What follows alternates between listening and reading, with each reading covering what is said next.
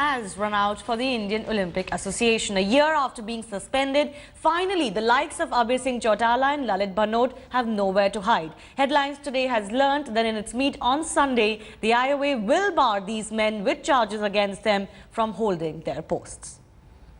The way the IOC letter is drafted, yes, you have no other option. Either accept or face derecognition. These are the two issues. Narendra Batra summing up the situation for the IOA. The agenda for the suspended body in its December 8 meeting is plain. Include the clause to bar charge-framed members from holding their posts or invite a ban on India from the Olympic movement. All eyes are on Abhay Singh Chautala, Lalit Bhanot and Randhir Singh, and if they can keep their politics apart from the interests of the country and its athletes. Will Chautala and Bhanot, with criminal and corruption charges against them, throw themselves out? The athletes' importance is that's the paramount, sir, isn't it? So the athletes' question is paramount. Of course. And for that, if need be, all the office bearers are ready to, for athletes' sake, they are ready to take any decision. Including the IOC member, huh? Including the IOC members. You think so? Ask him first. The IOA has so far tried its best to avoid following the IOC's directive to bar members with serious charges against them. They tried to refer these to the Ethics Commission, but with the IOC unwilling to relent, the ball is back in the IOA's court. And they cannot delay matters anymore, with IOC executive members set to decide India's fate in the 10th December meeting. Sources have confirmed to Headlines Today that the modalities have in fact been worked out, and with intense pressure on the body, the IOA will bite the bullet on Sunday by throwing out Chautala and Bhanot. Ironically, these will be the same men at the helm of the meeting who will sign on the dotted line to throw themselves out. They will, as far as I think. They are going to amend it. As Headlines Today had reported it first, IOA is all set to amend its constitution in its SGM on Sunday, which means they will oust Abhay Singh Chautala as well as Lalit Bhanot and announce fresh dates for its election. That means India is all set to be back in the Olympic movement. With camera person Alok Das in Delhi, this is Shumon Ray for Headlines Today. And Shimon is now joining us for a quick update from Delhi. Shimon, finally the unthinkable is going to happen. That's what you're reporting. The men who got India suspended will finally throw themselves out. Is this final, or could there be a spanner in the works by tomorrow? Well, Shivani, it seems that good sense has finally prevailed upon the IOA bosses, because as of now, the mood in the IOA is that they do not have any option. In fact, the Headlines Today was the first channel. In fact, a week back, we had broken and we were the only channel to say that IOA is going to amend the constitution. And right. If we see the present constitution, that itself can ouster Chautala and Bhanot. There are many provision, at least 3 or 4 provision which can oust them.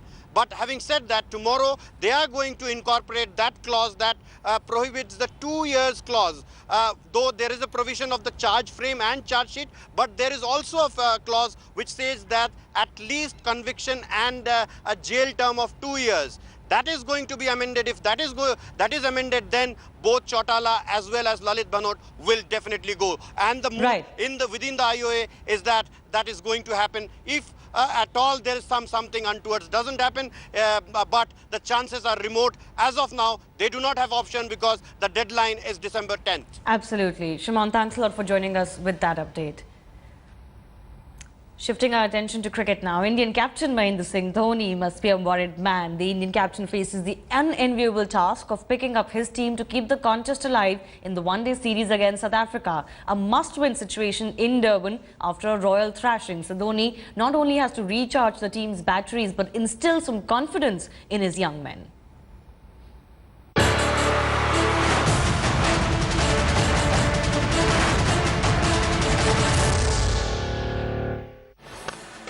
Put that away, that's a beauty. It's all gone horribly wrong for Mahendra Singh Dhoni.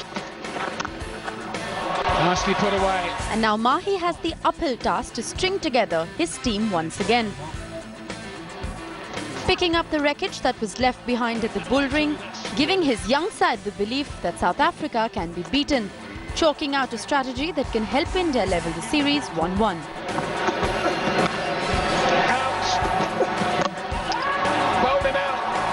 certainly more pressure on. It's high, it's in the air. That's difficult, but not impossible. Because in Johannesburg, there are moments when India played to their potential. Shami was on a song. He's played along. Virat showed that Steen could be hit for runs. Captain Dhoni himself displayed the art of hitting bouncers to the boundary. He won't sit back. He'll take it to the opposition. While Jadeja and Ashwin batted long enough to announce the South African team that Team India can bat deep. But history is against Dhoni. The fact is that India has never won a match at Durban. Of the 6 matches played so far, South Africa have won 5, and the 6th ended without a result. Dhoni has to stop the rot. And now all eyes will be on his game plan against South Africa.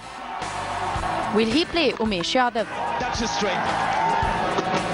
How long can the team carry on with Yuvraj and Raina? What will be his strategy to nullify the South African barrage of bouncers? And how will India cope with the 6 South African left-handers? It's now or never for Dhoni. He has to win in Kingsmead, Straight back at it. or else the 21-year dream of winning a one-day series in South Africa will become a nightmare. With Rasesh Mandani in Durban, Sports Bureau, headlines today. And speaking before that all-important match, Virat Kohli has said that the team's batsmen are not scared of fast bowling. He added that the team management is considering playing Umesh Yadav or Ishant Sharma in the second match. I don't think anyone in this Indian team is frightened of anything. Regardless of the loss we had the other day, you didn't see anyone sort of, closing their eyes to bouncers or getting out, just throwing their bat around. We were trying hard to counter the bowling that they were, that they came up with, and they were bowling in great areas. But you didn't see anyone sort of moving away from the stumps or trying rash shots or anything like that. We were trying to get into positions and play correct shots, but they pitched the ball in the right areas and were getting enough help to trouble us. Yeah, we're definitely going to consider that. I mean, it happens. I mean, as I said, we don't have too much game time.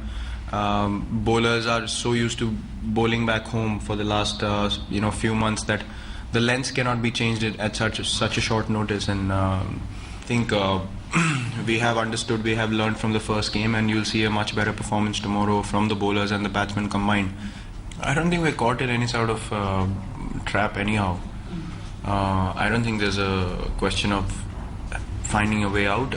It's a game of cricket tomorrow, and whichever side plays good cricket will win the game, regardless of the conditions or the kind of wicket they might prepare for us. And the conditions are likely to be a little different in Durban. In fact, the pitch curator there, Brett Proctor, has said that the pitch for the second one-day match is not ideal for scoring runs. He made it clear that because of the dampness on the pitch, it will be a tough one to bat on. If we have no more rain, which is what the forecast is, it's forecast for just to be grey weather without any, not enough sun and wind, unfortunately, but it's not forecasting any rain. I think we'll be okay, but the conditions are not ideal for a good game of cricket because, I mean, there's got to be a lot of moisture in the pitch because it's just rain, rain, rain, and more rain.